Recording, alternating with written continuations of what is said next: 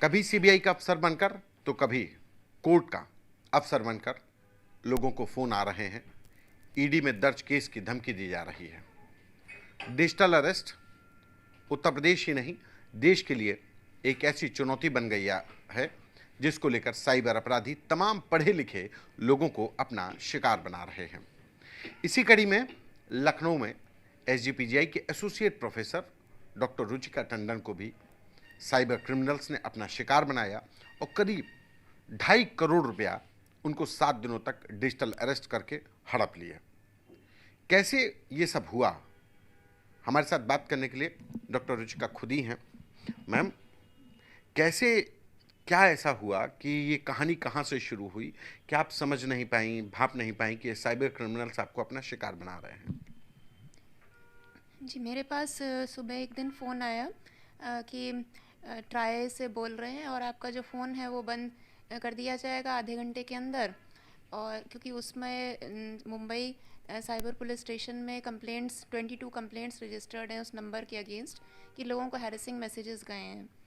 तो जो जिस तरीके से वो बात कर रहे थे तो वो बिल्कुल जैसे कॉल सेंटर से एक्चुअल जो कॉल्स आती हैं उसी तरीके की टोन थी। फिर उन्होंने ये कह के कॉल ट्रांसफ़र किया एक सो कॉल्ड आईपीएस ऑफिसर को, जो कि मुंबई साइबर पुलिस स्टेशन का बता रहे थे।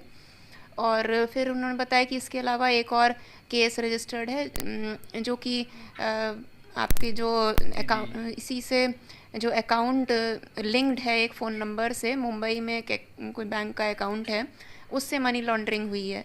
तो और जिस अकाउंट में, जिस काम के लिए वो इलीगल मतलब एक्टिविटीज़ के लिए वो पैसा यूज़ हुआ है, ये कह के उन्होंने फिर उसके बाद एक सीबीआई ऑफिसर से भी बात करवाई। और फिर कुछ 3-4 जो कुछ अगले कुछ दिनों में उन्होंने कोर्ट केस चलाया जिसमें जज वगैरह आते कोर्ट थे। केस कैसे चला? आपको स्काइप पे कनेक्ट करते थे तो बैकग्राउंड में क्या देखते थे वो लोग? बाकायदा किस तरीके का माहौल होता था जिससे आप भाप नहीं पाई? स्काइप पर वो 24 आवर्स, क्योंकि डिजिटल कस्टडी में उन्होंने रखने को कहा था, तो उसमें कॉल पर कनेक्टेड रहना होता था। और बीच बीच में व्हाट्सएप कॉल पर उनको अपडेट्स देना रहता था 5-5 मिनट्स में। और उसमें जो वहाँ पर एक जो जज बन के आते थे वो अपना लोगोज़, उसमें सीबीआई के लोगोज़ लगे हुए थे, नाम लिखा था। और उनका जो आईडी था वो अपना आईडी बताते थे। और इसके अलावा जो सीबीआई ऑफिसर या जो आईपीएस ऑफिसर वगैरह बने थे वो सब अपना नाम, इंट्रोडक्शन और अपना जो आईडीज़ हैं वो नंबर्स बताते थे। और प्लस जो बात करने, जो बातें होती थी वहाँ कोर्ट में, जज आते थे तो खड़े होना या जो भी कोर्ट की ऑर्डर टाइप की या जो भी कुछ मतलब और जो बातें होती हैं माहौल वो पूरा सब। कोर्ट का बना करके दिखाया था।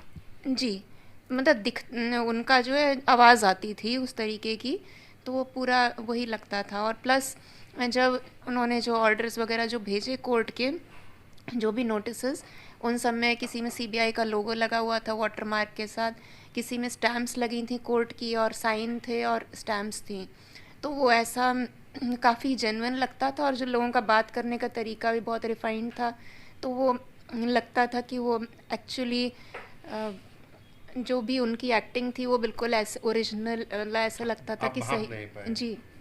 कभी आपने नहीं कहा कि हमारे तो बैंक में कभी ऐसा ट्रांजैक्शन हुआ ही नहीं, कभी हमारे अकाउंट में ऐसा पैसा आया ही नहीं, तो आप ये कैसे कह सकते हैं? आपने क्रॉस चेक करने के लिए उनसे आर्ग्यू नहीं किया? जब आप कोई अपनी बात रखती थी तो उन लोगों का कैसा बिहेवियर होता था? जो उनका जो, ये तो मैंने शुरू से ही बोला कि मैंने कुछ ऐसा किया नहीं है। और वो जिन लोगों के बारे में बोल रहे थे कि इनके अकाउंट में पैसा गया है, नरेश गोयल जो नाम लेते थे, वो मैंने नाम भी कभी सुना नहीं हुआ था तब तक।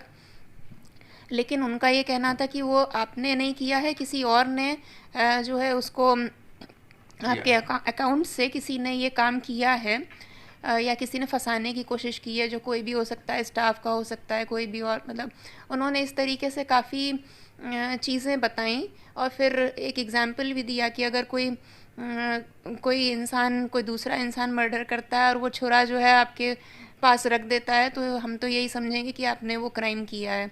तो इस तरीके की उन्होंने बहुत सारे एग्जाम्पल्स भी दिए। तो इस वजह से वो क्योंकि उनका ये था कि और अगर ये पता चल जाता है कि आपने कुछ नहीं किया है तो जो आप पैसा अकाउंट्स में डालेंगे वो फिर वापस हो जाएगा। इस तरीके से बताया था उन्होंने। अकाउंट्स में इतनी रकम 2 करोड़ करीब 40 लाख के आसपास की रकम आपने ट्रांसफ़र की, तो वो आपने तमाम अकाउंट्स एफडीज तोड़ी, तमाम अकाउंट से आपने ले करके, और फिर आप भरोसा कैसे हो गया? उन्होंने क्या ऐसी बात कही जिसके आपको लगा कि ये लोग पैसा वापस करेंगे? क्योंकि वो पूरा जो कोर्ट होता था उनका, उसमें नोटरी होता था, वो नोट करके फिर एक अकाउंट देते थे और प्लस ये बताते थे कि जो सरकारी कि हम एक अकाउंट में इसलिए नहीं डाल रहे हैं कि ऐसा ना लगे कि कुछ आपके ऊपर केस चल रहा है, तो इसलिए। और वो पूरा कोर्ट के प्रोसीजर की तरह थोड़ी देर वेट करा के आधे एक घंटे बाद फिर एक अकाउंट देते थे, फिर वो प्रिंट करके नोटिस भेजते थे। तो उनका जो माहौल था वो बिल्कुल वैसा ही लगता था कि असली जैसा ही लगता था। ये 7 दिन डिजिटल अरेस्ट रखा, तो कैसे आपको रखा? आपको ऑर्डर दिया होगा, और फिर उन्होंने कैसे आपको डिजिटल अरेस्ट रखा? कैसे आपके ऊपर विजिलेंट हो रहे थे वो लोग? वो स्काइप कॉल से और व्हाट्सएप से कनेक्टेड थे। और अगर कहीं भेज रहे थे अकाउंट्स वगैरह में पैसा डालने के लिए, तो भी ये का इंस्ट्रक्शंस थे कि जो स्काइप कॉल है, मतलब जो फ़ोन है वो सामने रहना चाहिए। अगर मेरा फेस नहीं दिखता था कुछ टाइम के लिए तो वो कॉल आ जाती थी कि आपका चेहरा ठीक से नहीं दिख रहा है, तो आप उसको सामने मतलब उसको सामने रखिए। आप लोग जैसे बाहर बाजार जा रहे हैं तो भी आपको वीडियो कॉल लेकर के चलना पड़ता था? देखिए, उन्होंने मना किया था कि किसी से भी मिलना नहीं है और कोई आपके घर नहीं आ सकता है उतने दिनों में। और जो बस केवल बैंक जाके वो बताते थे कि अब now you can leave the house with in 2 minutes, कि अगर आप 2 मिनट में नहीं पहुंचोगे तो फिर पुलिस आके, मतलब क्योंकि चारों तरफ लगी हुई है, तो आप 5 मिनट्स के अंदर हम लाइक फिज़िकली अरेस्ट कर लेंगे। तो इसलिए वो, और जहाँ भी हम पहुँच रहे हैं अगर पेट्रोल भरवाना है तो उसके लिए भी 5 मिनट्स में वो अपडेट्स उनको देना पड़ता था, क्योंकि वो पूछते थे इतनी देर कैसे लग रही है ट्रैफिक और की वजह से भी, तो वो रोक रोक के मतलब उनको अपडेट्स देने रहते थे। जैसे आप 5-6 दिन डिजिटल अरेस्ट रही, तो ऑफिस में फिर आपने क्या बताया? क्या उसको भी उन लोगों ने ही कहा कि आप अपने ऑफिस में मेल कर दिए छुट्टी के लिए? जी, वो उन्होंने कहा था कि ये किसी को, मतलब it is a matter of national importance, तो आपको इसको सीक्रेट को किसी को लीक आउट नहीं करना है, क्योंकि सीबीआई इसको इन्वेस्टिगेट कर रही है, तो ये बता नहीं सकते हो आप कि कुछ पुलिस का कुछ चल रहा है या ऐसा कुछ केस में आप इन्वॉल्व हो।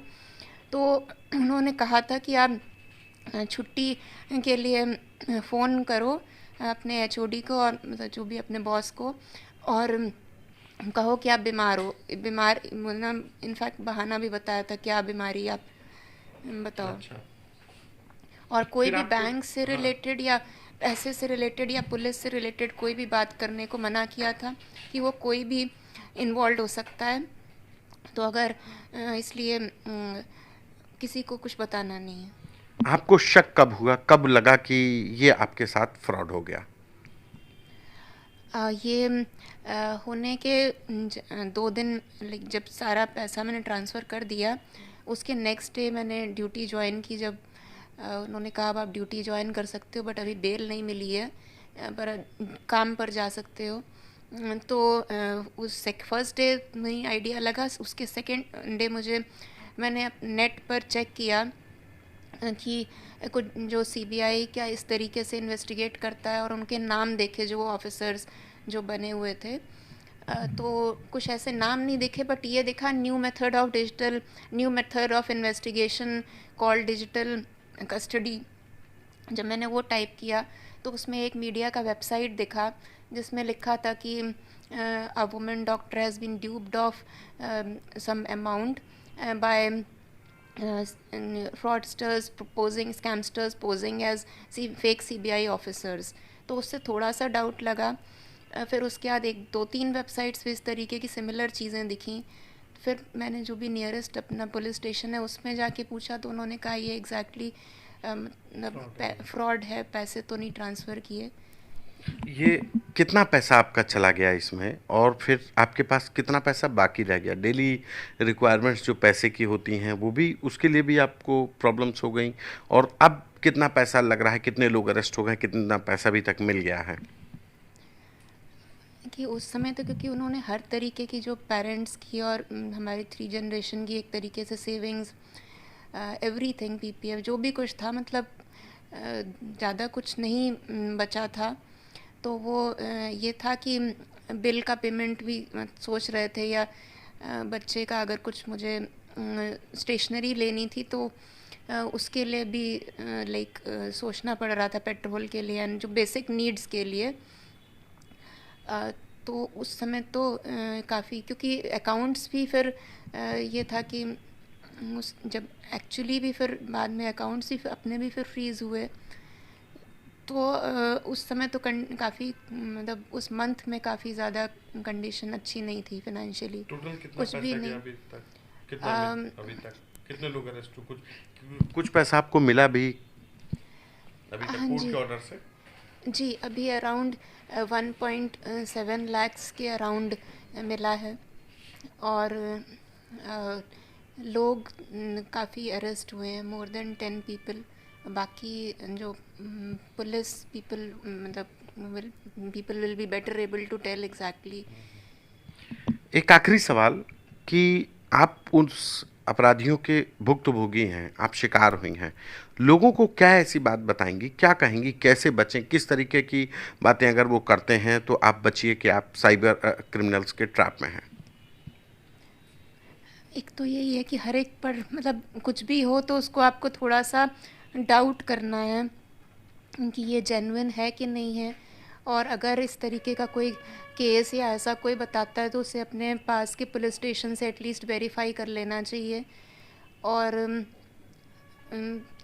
डिजिटल कस्टडी जैसा टर्म कुछ ओरिजिन एक्चुअली नहीं होता है, तो उसकी नॉलेज। आप पेशे से डॉक्टर हैं, एसजीपीजीआई जैसे संस्थान में एसोसिएट प्रोफेसर हैं, न्यूरोलॉजिस्ट हैं, और वो जो साइबर क्रिमिनल्स हैं, मुझे नहीं लगता कि वो आपसे ज़्यादा पढ़े लिखे होंगे, लेकिन वो आपको एक तरीके से धोखाधड़ी करके आपको ठग ले करके चले गए। हाँ, उनको नॉलेज, उनको एग्जैक्टली ये पता है कि कैसे किसको किसका कौन सा वीक पॉइंट है। लाइक जो डॉक्टर्स को थोड़ा सा अपनी इमेज की फिक्र रहती है कि कुछ ऐसा, कोई ऐसा आरोप लगा रहा है कि आपने ये काम किया है, तो हम अपनी इमेज पर ऐसा कुछ नहीं चाहते कि इस तरीके का कुछ हो, तो शायद और उनको पता है एग्जैक्टली कि किस उनकी, दे नो आर साइकोलॉजी, तो यही शायद इसी रीज़न का है। फायदा लिया। जी। ये डॉक्टर रुचिका टंडन हैं, जिनको साइबर अपराधियों ने 5 से 6 दिन तक डिजिटल अरेस्ट रखा। असलियत में डिजिटल अरेस्ट जैसी कोई चीज़ न हिंदुस्तान में न दुनिया में कुछ नहीं होता है। सिर्फ साइबर अपराधियों के द्वारा गढ़ा गया ये टर्म है, सिर्फ बेकसूर, सिर्फ लोगों को अपना शिकार बनाने के लिए। कैमरा पर्सन संजय के साथ संतोष कुमार, आज तक।